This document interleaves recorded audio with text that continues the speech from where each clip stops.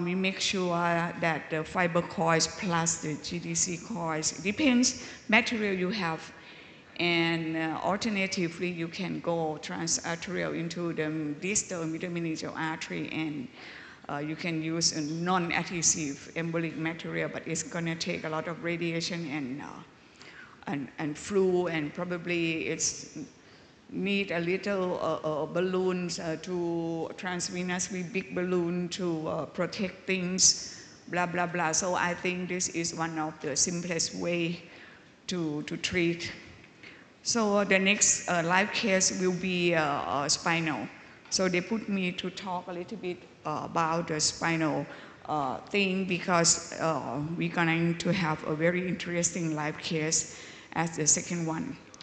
Why I'm talking a lot about the anatomy of the spinal shunt, because if we want to treat a spinal arteriovenous shunt successfully, we need to do the proper diagnosis, classification probably. And full analysis of spinal vascular anatomy is crucial. It's a clue to make the number one proper and make number three proper, which is to choose the modality of treatment. And you can aim for the curative treatment if you are dealing with some kind of fistulas, dural, epidural for filum terminale shunt. For sure, the chance of the true cord malformation to be cured is not high. I mean, it's probably around 20–25% or only. But the rest, you can talk about curative treatment. And for sure, the clinical outcome is much more important than the imaging outcome. A short discuss about the spinal vascular anatomy. You know that spinal vascular anatomy has come as the metameric arterial pattern in our embryo. We have right and left segmental artery, which finally there is vertical anastomosis between each segmental artery.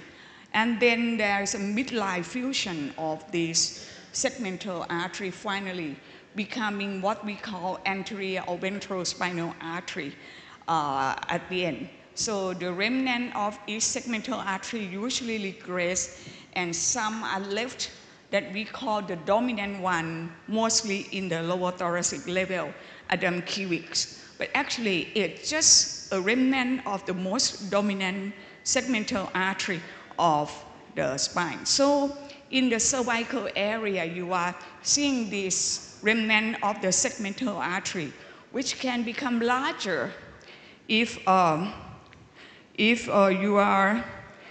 you are doing with the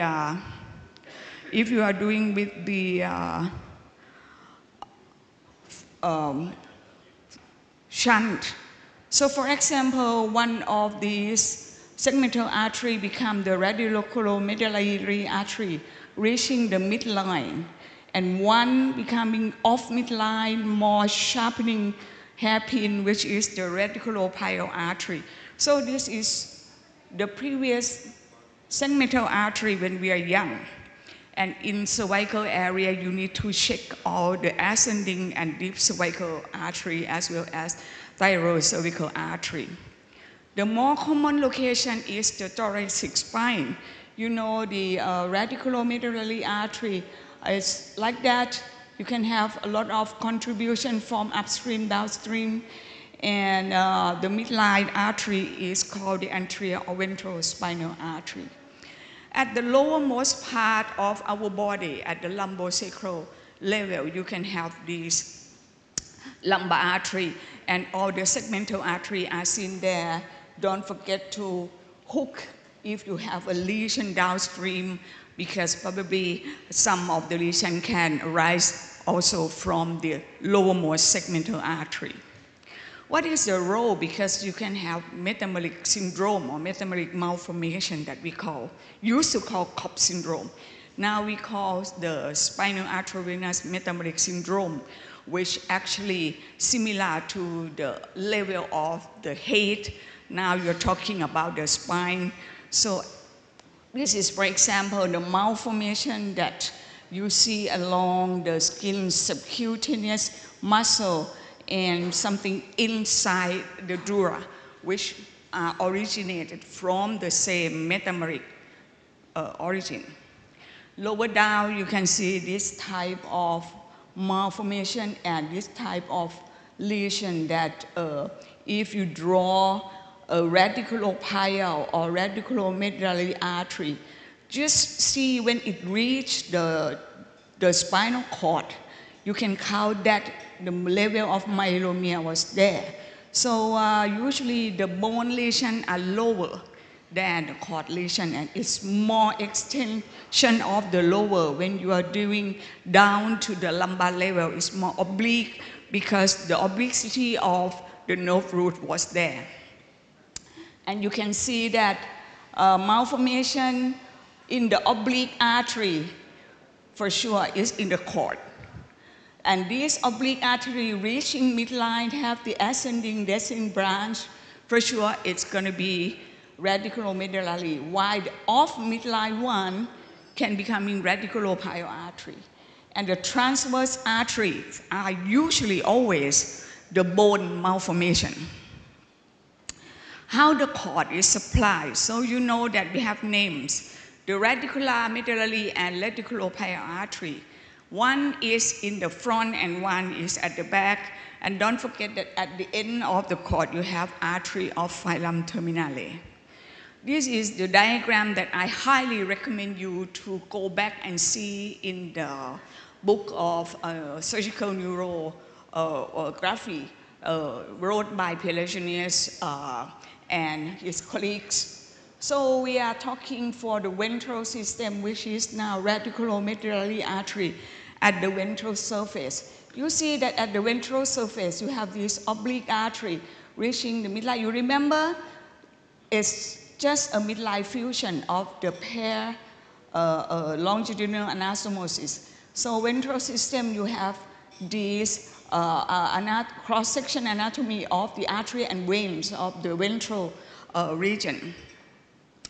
So when they reach the cord, they have the perforators. And the perforators are two types, the one that enter the ventral aspect and supply right and left. We need to see this because all the cord malformation are supplied by this. If you see that you can hook deep into this and put your tip of microcatheter at the malformation, you are safe. Not getting the reflux back into the rest of the feeders. And this is how you have all the perforators coming from the ventral aspect. While all the peripheral part is coming from the dorsal system, coming to feed as the circumferential perforators from outside. So about this ventral system, you have this cervical, this neck area, and the usual thoracic level. And at the end of the cord, you have nice anastomosis between ventral and dorsal system. Dorsal system is called dorsal or posterior spinal artery. And it's at the usual location of L1, L2 at the end of the cord that you call conus medullaris end, and we call this basket. Basket means the junction between ventral and dorsal aspect. What is the importance of this artery? When you inject nicely the dural shunt, you're going to embolize there. I mean, it's juicy, it's nice. But just you move 1 millimeter catheter back. What you see is the common trunk between the arterial feeder to the shunt and the radiculomedullary artery, giving rise to the ascending descending branch. So if you don't analyze well, normal cord supply, especially at the same segment of your lesion, don't embolize. It's just a must that you must see. I was seeing this hemangioblastoma sent for embolization, and I was in the right L3 injection, rising up things, feeder nicely with this, kind of angiographic finding of hemangioblastoma. Don't mimic this to spinal cord malformation. This is actually mass. I was going to go through that curving down and embolize, but I saw something ascending from this. And as the role, you need to check how the cord supply. And this is how the cord supply from this injection on the right side of the thoracic level. It stopped at the thoracic 12. So there is no feeder downstream to the end of conus, and there is no basket. So that means you have something that fed from the previous slide, this ascending branch here. So that means I will not doing this embolization in case you will face a lot of problem. This is perforators. And ventral, this is anterior spinal artery. You see all this sulcocommissural branch going to the malformation, and this is how it works. If you can hook into each of these distally, you will save to treat this. The easier one is the one with the fistula. This is anterior spinal artery, and immediately at the surface of the cord, you have the big pouch, which is probably located very proximal there. And if you are able to hook, you see the curve, hook into the very proximal perforator and put a drop of liquid embolic material, you can stop the flow immediately with preservation of the ascending and descending branch down to the basket lower down. So this is the way that you can treat the fistulas with preservation of the Adam cubics or anterior spinal artery supply to the lesion. Malformation, the same. You have anterior spinal artery, everything is a mess. Oblique, you do the oblique wheel, and now you see there are 1, 2, probably 2 or 3 sulcocommissural. Tip of catheter is here. You have the way to push and pull and enter. You enter here. You enter here. Now with the very diluted liquid embolic material, not allowing reflux, you will be safe to treat this patient. Okay, so now variation is that the fuse is not complete. Midline fusion is not complete. So you have previously called fenestration, but I would say that is focal unfused segment is better understanding anatomically speaking. So that means you have right and left perforators. You don't have one trunk. The worst complication if you do with these anterior spinal artery is hemicord syndrome rather than the transection of the cord. It's not good, but at least you know anatomy keep you knowing what could be the thing. And we see this unfused segment very often. From my experience, cervical lesion. For this, you have a vertebral artery on the left side, on the right side, you have the feeder. Finally, they have the joining artery to feed this. So now you have more choice to enter each part of the channel, the one that you feel comfortable, and if we are able to close this shunt, and you check downstream, there are 1, 2, probably 3 contributions extend up to the level of this spinal cord to still preserve the thing. Same as this case, you see 2 parallel arteries here. You will doubt that what is it, and you check on another side, this is left and this is right. You see now you have long unfused segment that you can choose the one that is larger, the one that is shorter to the lesion and becoming the feeder to the lesion. How about the dorsal system? This is the dorsal system. At the dorsal aspect of the cord, you have this posterior spinal artery, and you have the bridging that we call dorsal pile network. And the artery follow the root at the dorsal aspect, have the sharp hairpin curve before giving rise to this posterior spinal artery. We see this every time you do spinal angiogram, put the midline marker. I always put a dot of the red midline marker to analyze things that now you are dealing with the dorsal system, and at least if you avoid the complication, but at least you know it is. Like this, you have this lesion that finally you embolize. Now you see that you have two parallel channels that have the hairpin, larger one for the lesion. The usual one is smaller, and you have the across the midline, the bridging to fill also the contralateral posterior spinal artery, and it's nicely demonstrated in this specimen injection, mostly by the German neuroanatomist. And this midline bridging is called dorsal pile network. It usually can anastomose. For example, this one, the red one are all posterior spinal artery, and the yellow one is just the midline connection that we call dorsal pile network. We embolized this posterior spinal artery fistula. That was a glue injection. And the catheter was withdrawn, and this is a control angiogram.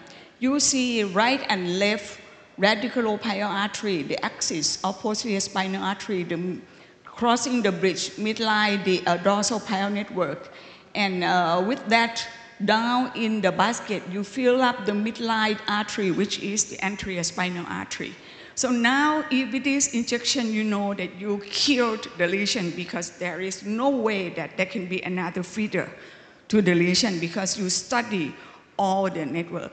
I was going to embolize this very juicy lesion. I was putting my catheter, but I was seeing a strange, off midline artery, and I was going to inject by that location, but let's go more into this. And when I got into this, I analyzed this. This is actually the two pair of posterior spinal artery with the bridging of the dorsal pile network. That is a very dominant one. So if you embolize with that location, you're going to destroy the major posterior spinal artery system, even bilaterally, because it's filled through the left side. So you need to be more super selective and close only the shunt. And this is how we can close the shunt with the preservation of this posterior spinal artery. Filum terminale is very interesting. It's at the end of anterior spinal artery, below the end of basket. That you will see the shunt, the classic shunt is a small artery feeding immediately into the veins of filum terminale veins, and it can go up, congest all the entire spinal cord, presenting the symptoms the same way as spinal dural arteriovenous fistula. So actually, this is one of the good surgical treatment indication, but we can try, from my experience, if it's between 6 segments of artery, I will try, because it's not too long. You can imagine if you put the micro catheter for 10 segments down to inject the glue, when you withdraw the catheter, what can happen? You can tear the anterior spinal artery for sure. A little bit about the veins. Spinal cord needs to drain, and the way it drains, it can be dorsal or ventrally. It's a radial network of intrinsic veins. What we see in our practice is this. You can try to diagnose is diffuse cord, AVMs. But actually, if you know very well, you can see that actually there is just a fistula at the superficial part of the cord on that side, and a little close up for the fistula. You can get rid of all these congested intrinsic cord veins. So make sure that you know the anatomy before you try to put all the liquid embolic material into all the veins that was there. There is no shunt inside that.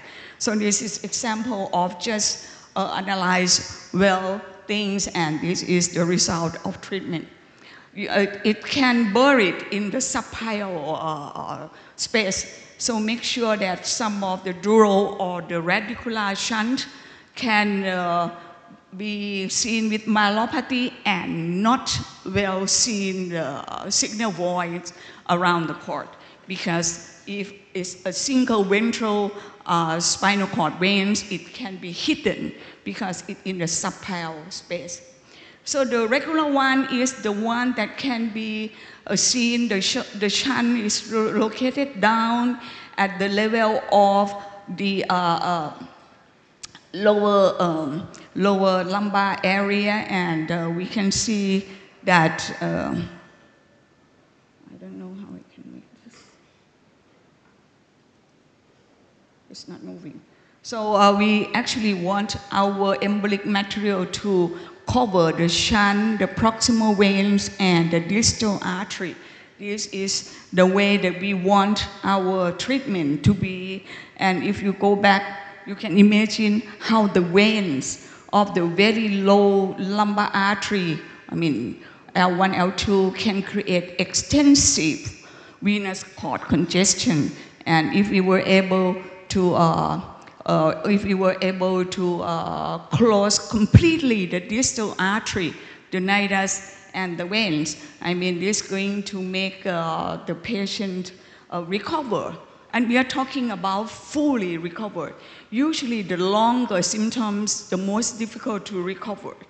The shorter symptoms is the earliest. Sometimes we let some drop of liquid embolic material to plug at some area of the veins to make sure that you can create some segment of the proximal venous foot. And this is a follow-up for sure, the patient recovered. And why you can have intracranial hemorrhage related to the spinal lesion, because the veins can go up upstream to congest in the posterior fossa and created this kind of hemorrhage. For the one of the last final example of why anatomy is important, look at, this is the same patient. It's L1 and L2 injection. You see hairpin, both are hairpin. But if you look carefully, one is a kind of, you know, larger on the proximal and smaller on the distal with ascending and descending branch. And one is slightly the same overall size, a little bit more kinking. You know, finally, we see that there is epidural shunt at this level and reflux into the radicular veins over there and congest of the chorda equina. The symptoms of this patient is the chorda equina symptoms. And this turned to be the lower supply of the anterior spinal artery near the conus level. So make sure that you actually understand the same shape may be one artery and one may be the veins. Look carefully for what you're going to do. And for this lesion, we oblique and we see more the possibility of, you know, giving rise to embolize this epidural shunt before its reflux intradurally. And probably this is my last slide to reconfirm that to go back to spinal vascular anatomy is one of the crucial things before you doing spinal AVM cases. Thank you.